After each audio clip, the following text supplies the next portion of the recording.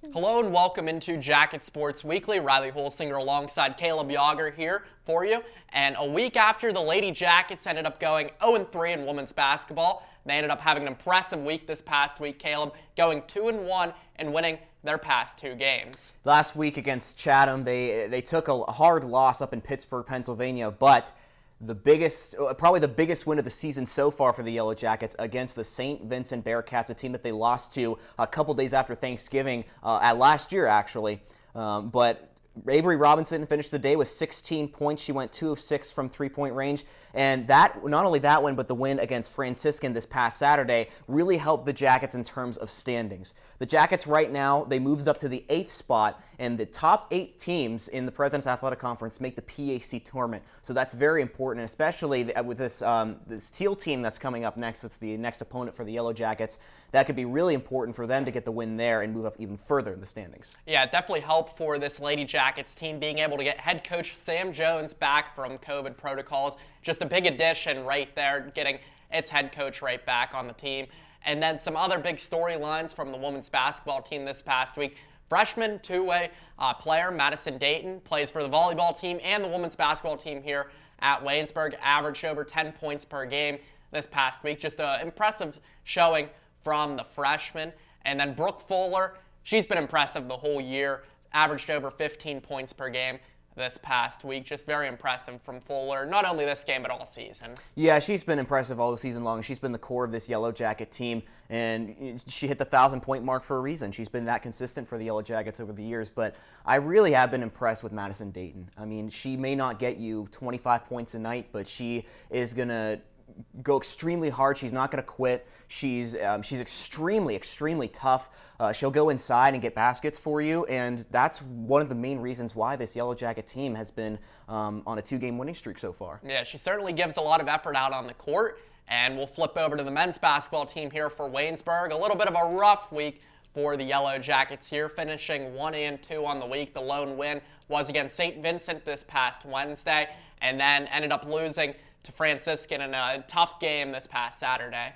Something about that St. Vincent game, it just looked, yes, the Yellow Jackets got the win. Matt Popek had 6 3-pointers. He had 27 points, but it just looked a little, I would say, sluggish. It looked a little slow and probably not as up-tempo and, controlling of the game as the Yellow Jackets would have liked it. But I said after the game, if you're going to have a bad game, it might as well have been against St. Vincent. I mean, no discredit to St. Vincent, but if you're going to have a bad game, it might as well been against the Bearcats. And in terms of standings, the Yellow Jackets are pretty solid. The top 4 teams right now, Chatham, W&J, Westminster, and Waynesburg in that 4th spot. And it also helped them that Geneva lost on Saturday against Chatham as well. Geneva and Waynesburg are both 7-4, but since Waynesburg got the win against Geneva the last time that they met, they're on top of Geneva in terms of standings. But if they want to stay in the top 4 spots and have that home court advantage for the playoffs, which is huge, especially at the Rudy Marisa Fieldhouse, they got to win these next games. Yeah, Matt Popek struggled in those 2 losses this past week for the Yellow Jackets.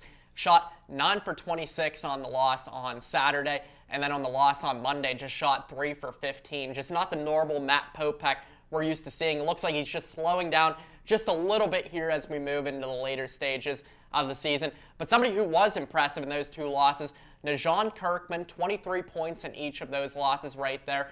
He's just been an incredible player this season for the Yellow Jackets. Didn't really know what you were going to get from him heading into here after he transferred from Allegheny College, but he's been a standout player. And Jansen Knotts has been playing better and better every week. And for Najon Kirkman, it's so important. I mean, going into the season, Coach Lucina said to have that experience of a guy who's played already 4 years of college basketball, it's crucial, and especially during this time of year when guys might be tired and it's January and conference games are getting tougher and tougher. Having that experience and that veteran leadership is crucially important. Like you said, Jansen Knotts has been impressive. At the beginning of the season, we were kind of a little disappointed and expecting a little more from him, but he's come up to the call. The bell has rung and he's answered the call. The men's basketball team also has 2 games this week at Teal on Wednesday and then Saturday here at the Rudy Marisa Fieldhouse against Chatham. And then we'll move on to the mats. The Waynesburg wrestling team, not a great week from them. 0-3 this week, 2-12 on the season. It's been the worst season record-wise for this Yellow Jackets team since the to 2008 season, just a year before head coach Ron Headley got here. It just hasn't been a good season for the Yellow Jackets. You said the struggle within the past week. It's been a struggle all season. Like you said, 2-12 overall, 0-2 in conference. They've took not even close losses, big losses to the conference opponents in W&J and Teal, the only two other wrestling programs in the PAC. But the guys have been the most consistent. Rocky McGeary, he's had a couple losses, but he's getting back to his old self a little bit.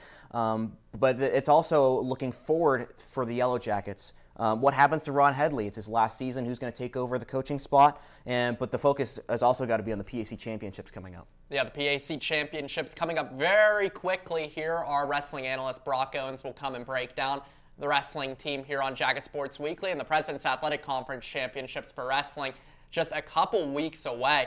But when we come back right here on Jacket Sports Weekly, Logan Lepiscopo will come in and break down the women's basketball team. It's a Saturday night. You know what that means. Time to party. Sam is having a good time, watching sports, drinking beer, playing pong. Not a care in the world for Sam. Nobody at the party stopped Sam. They let him walk out the door with his keys, even though he was stumbling, having a hard time to stand up. What happened less than 10 minutes later would change Sam's life forever.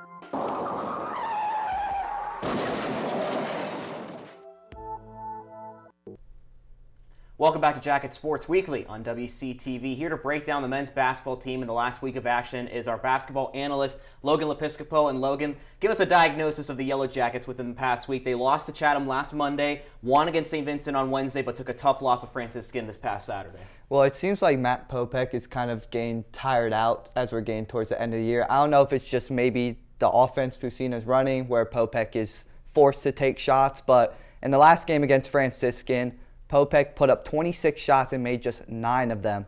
And a loss before this game to Chatham, he didn't shoot too well. St. Vincent, he was significantly better.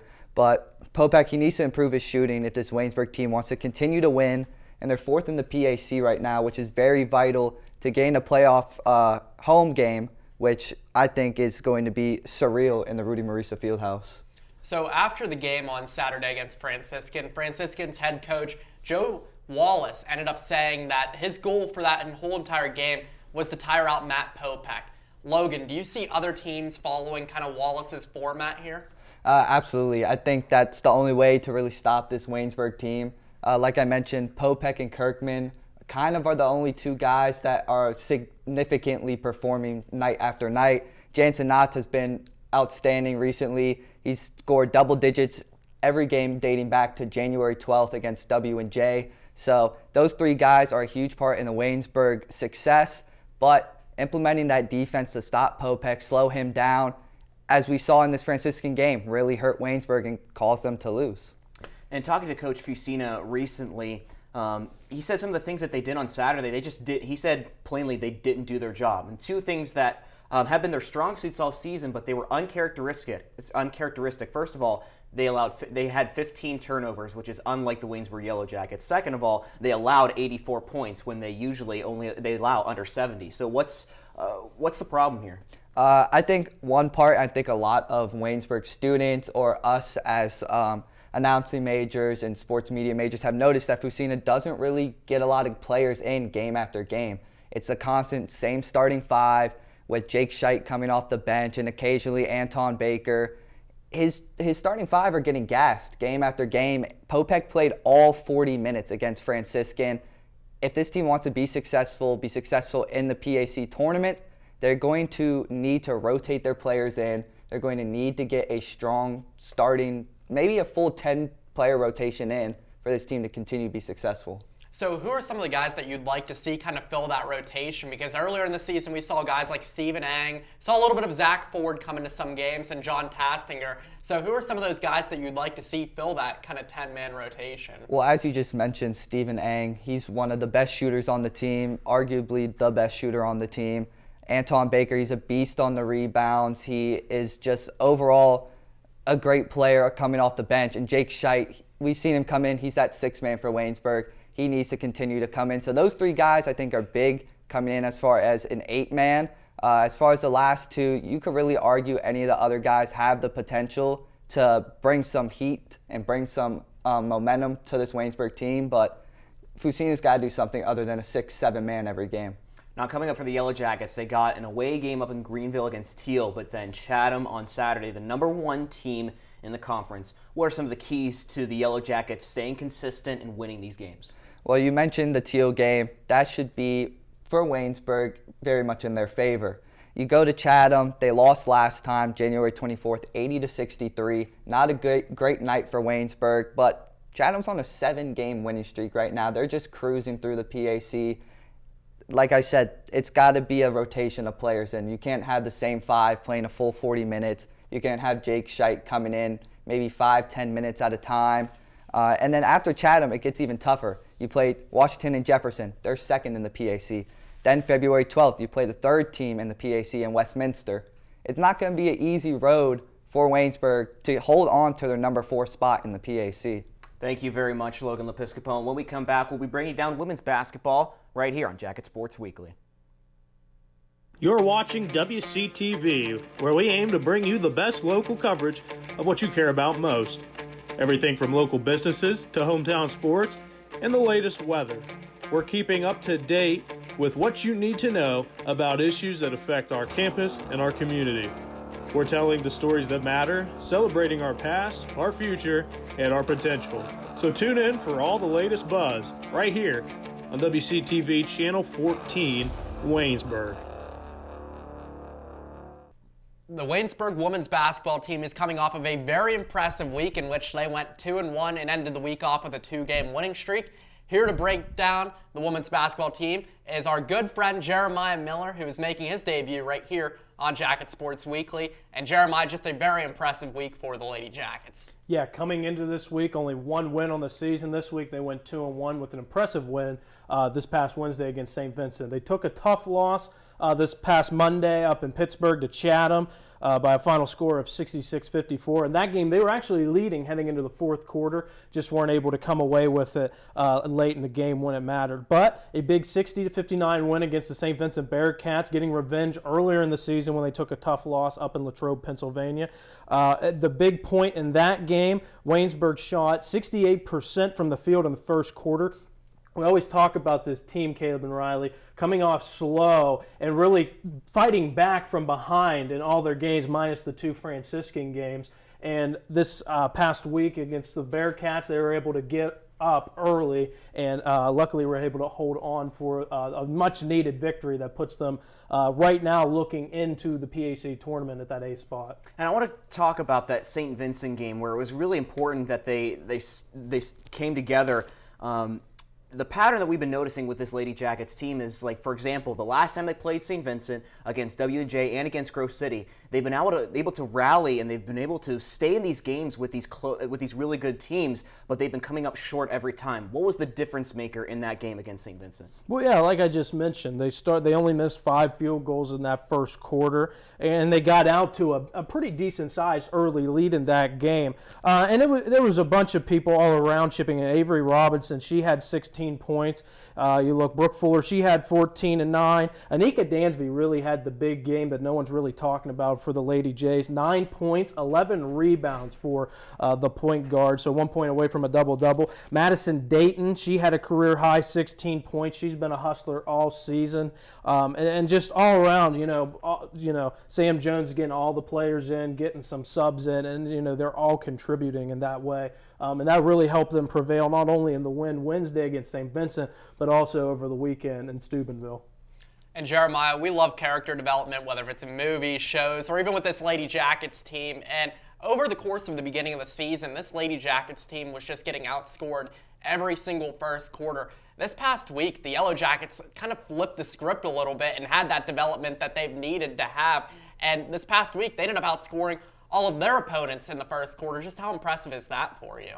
Oh, it really impresses because just a huge turnaround, especially, and they need it this time of year. We're inching closer to March, Right now, we're recording this, it's the last day of January, so February is only 28 days, so we're getting closer and closer to March when it really matters, and the end of the season's a couple weeks away. So Waynesburg now really setting themselves up nice. Right now they're in the PAC tournament looking ahead, and you've got 2 games rest of the way to go, including a big one this week at Greenville, Pennsylvania against Teal. Come up against that one, get two wins against Teal, maybe pull one off against Geneva. They only lost by 1 up at Beaver Falls a couple weekends ago. So Waynesburg's putting himself in a really nice position to get a nice opponent for that first round of the tournament. Now, you mentioned that right now the Yellow Jackets are in.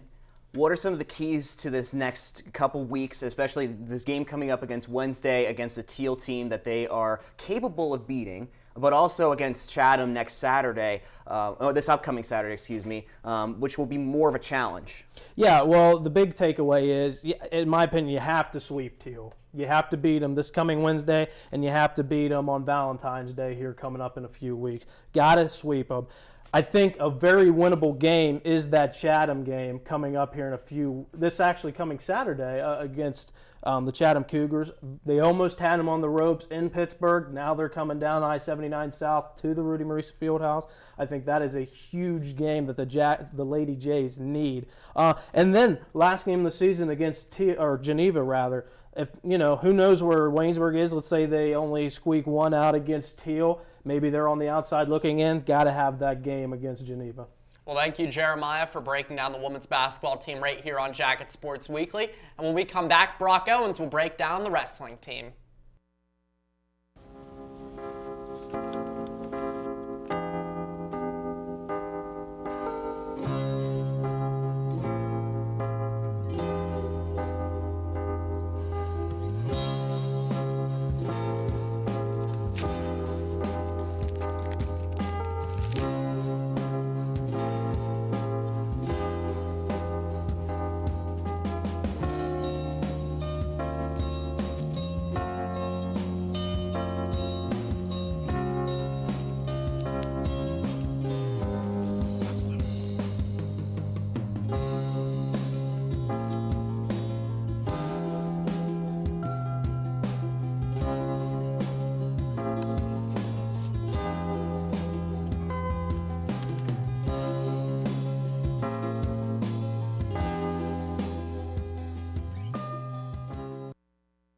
We're going to take a turn here on Jacket Sports Weekly and go to the mats as we focus on the Waynesburg wrestling team.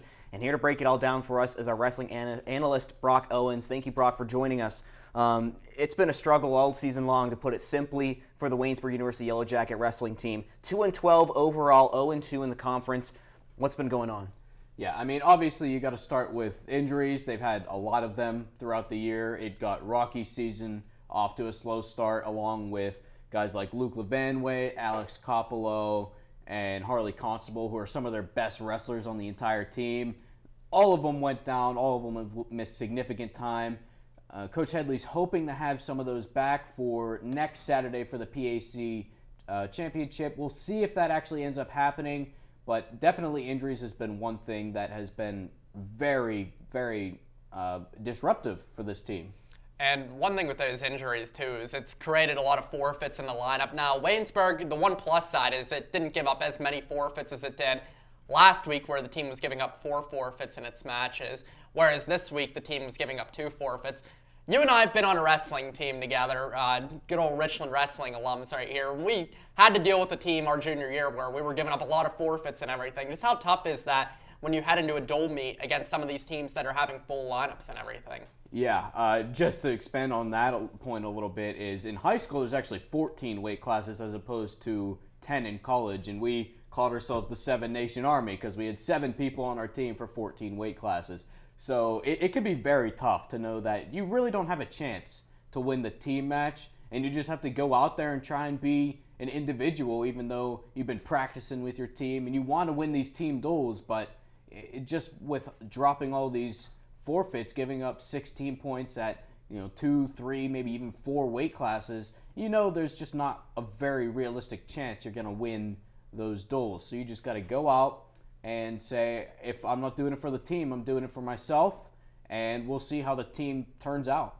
Of the guys that have been healthy, who has been the most consistent in your opinion? Well, it's tough to say because you got to point at Rocky, of course, and he's had a couple of losses, and he's really starting to turn it on. When his match that he won, first period pin, I talked to him for a brief moment earlier today, and he said he's definitely thinks he's starting to hit his stride at the right moment, and going into this postseason, PAC championships, and of course afterwards he's hoping for regionals and eventually to try and be an All-American at the NCAA championships.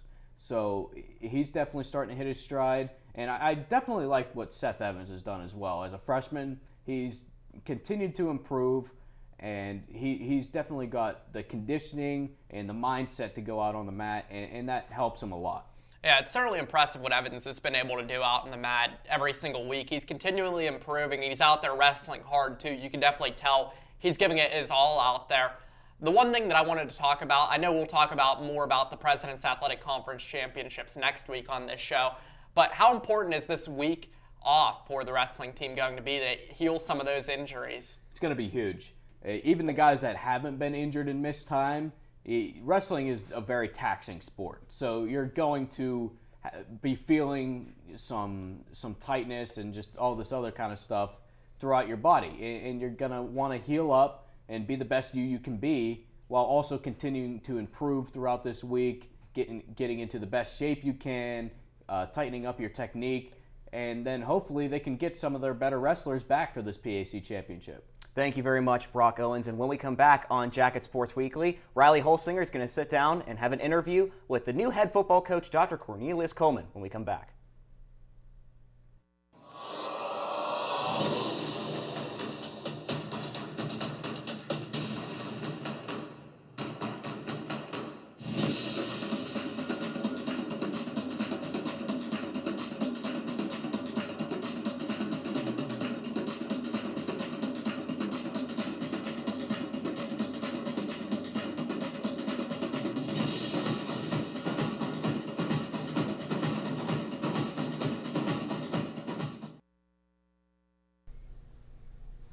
Hello and welcome back into WCTV. I'm Riley Holsinger, and I'm joined by a very, very special guest today, Waynesburg's new head football coach, Dr. Cornelius Coleman.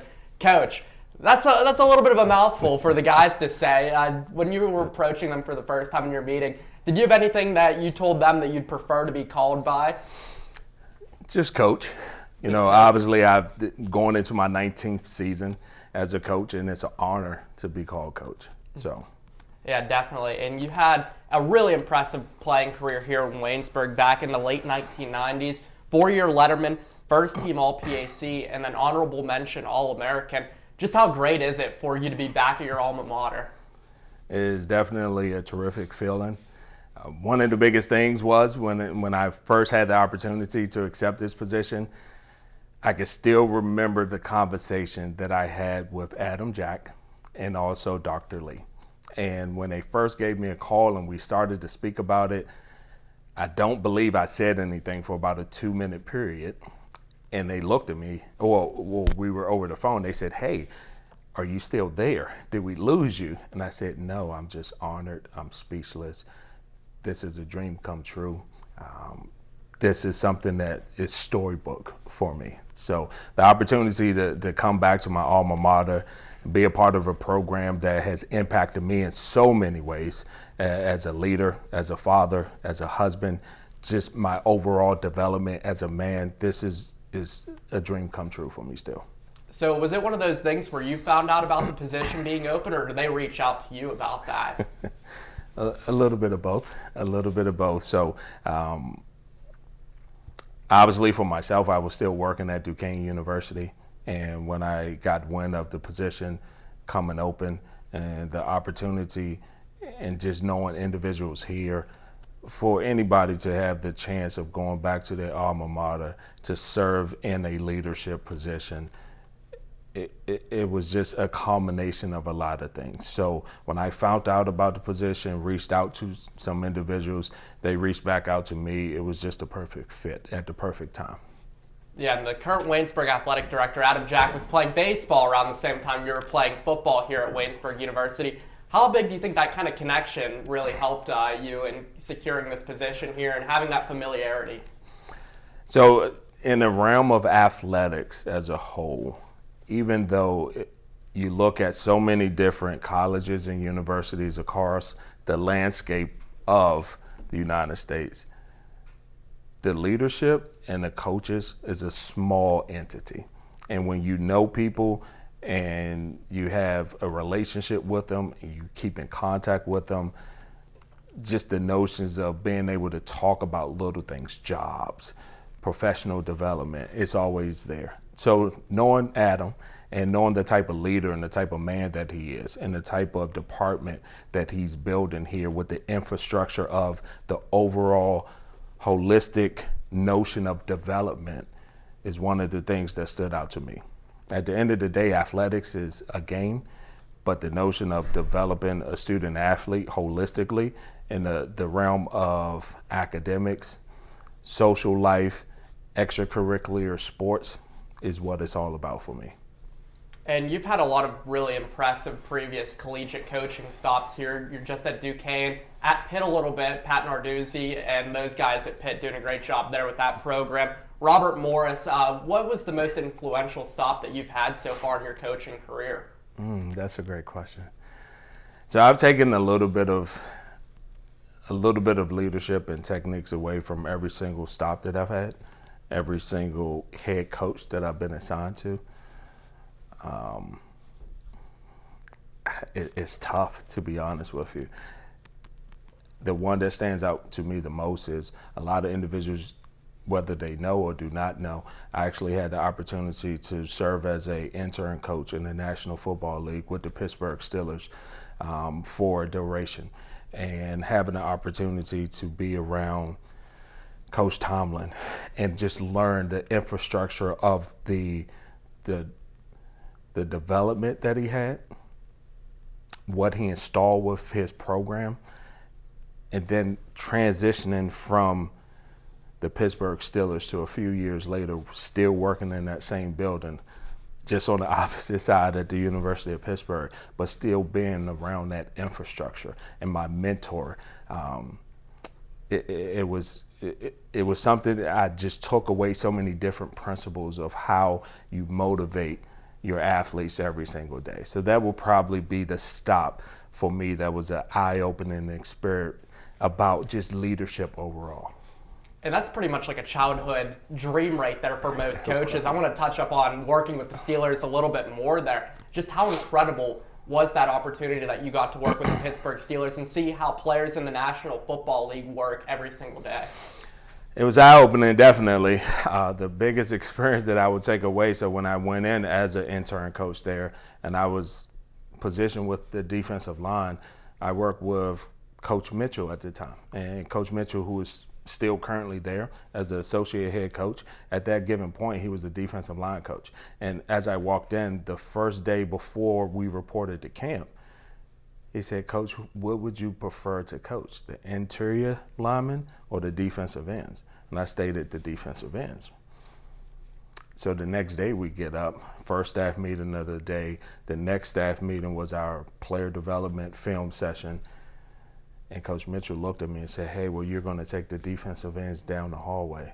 And I looked and I said, "Coach, this is my first day in the National Football League. You expect me to go in with Cam Hayward and Stephon Tuitt and all of those guys at that given point?" And it was an eye-opening experience. It was just humbling. It was great to be around. But at the end of the day, the thing that stood out to me was not just me being a coach in the NFL. It was the overall adaptation from the players to the coaches, from the coaches to the players, and how they took it as a professional atmosphere every single day to get better.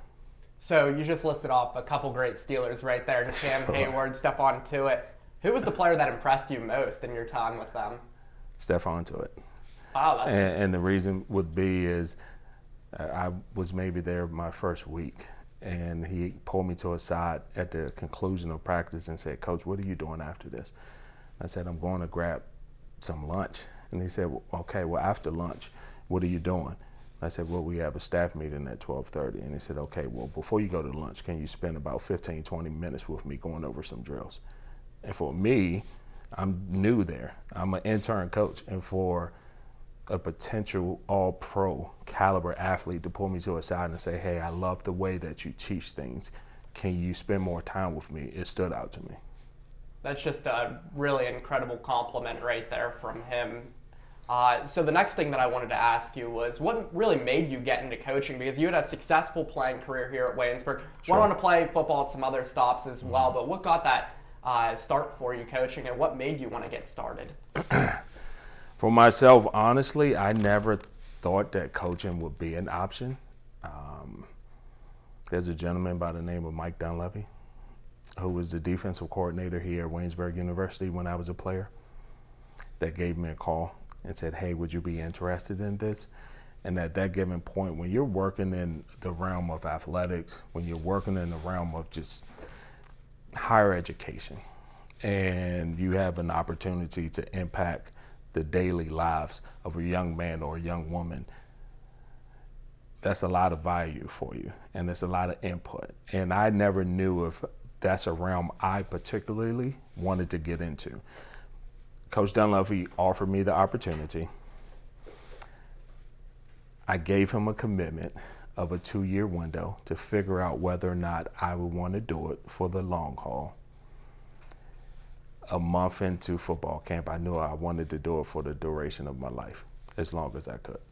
So I had never initially sought out to be an athletic coach. I just knew I wanted to work in the realm of higher education because of the fact that I wanted to impact the lives of students. But at the end of the day, it felt as though coaching was my calling. So it's the same example of a teacher being a facilitator and teaching a particular course, and they're great in it, and they love it, and they have a passion for it. For myself, coaching is the same realm. You get into it because that's your way of being able to give back to the future generations, and that's your calling. So for myself, to know that sports and football was just a game that I love, but it's a way for me to impact several generations to come, it was just a blessing from God to realize that early on. And you mentioned one word in there that I think is really vital, impact. What is the impact that you hope to have here at Waynesburg University? So for myself, the first several meetings that I've had with the young men is the sport of football and the game itself.